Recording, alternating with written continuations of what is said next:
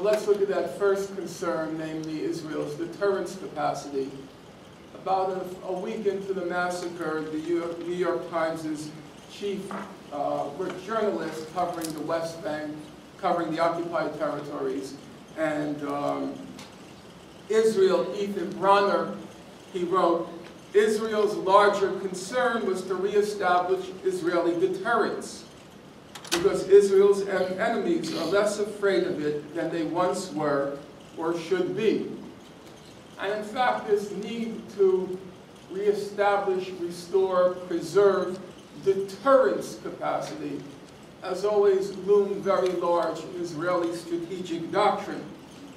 In fact, it was this concern with deterrence capacity that basically got us to where we are today in the history of the Israel-Palestine conflict. As most of you know, Israel acquired the West Bank and Gaza in the course of the June 1967 war. And at the time, there were claims that Israel's survival was at stake. As Ada Abin famously put it, Israel's best-known foreign minister, as Ada Abin put it famously in his memoir, that June 1967 war was to live or to die.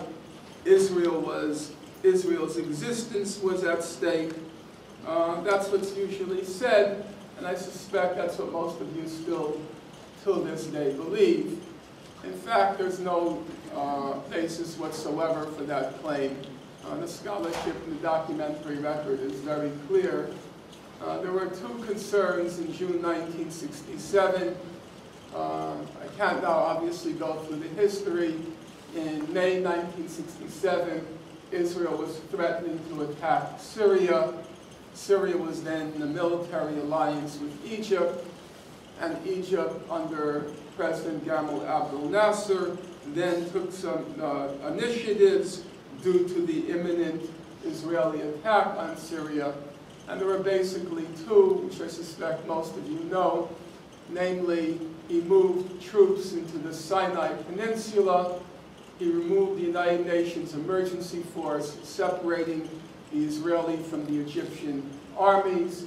And then in the third week in May, he announced the closure of the Straits of Tiran, through which vessels heading for Israel's port city of Eilat were, it seemed, now being prevented passage.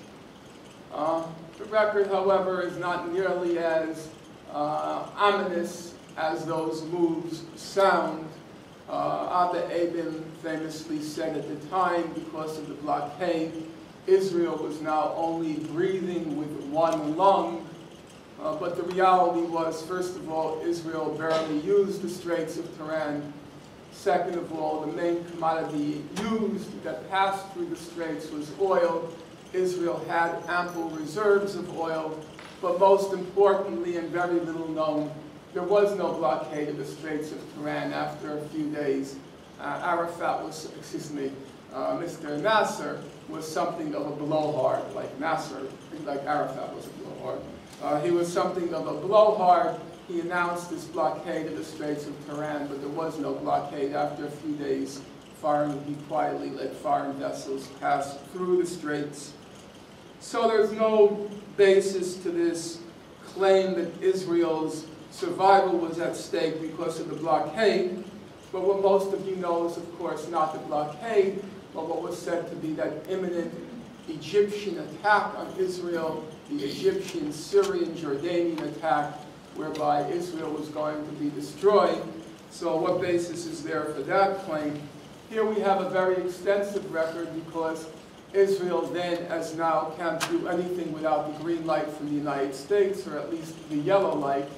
And in May 1967, Israeli intelligence officials, army officials, diplomatic officials were going back and forth, shuttling to the United States, trying to convince the U.S. government, then under Lyndon Johnson, that Israel's survival was at stake and we needed to preempt the attack. And all the information supplied by Israel was then processed by a half-dozen U.S. intelligence agencies, and all the U.S. intelligence agencies came back with the same conclusion.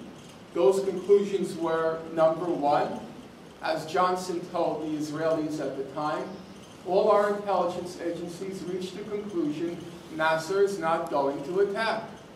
There's just no basis for that claim. And number two, they said, the intelligence agency said, if Nasser does attack, to quote Lyndon Johnson, you will whip the hell out of them.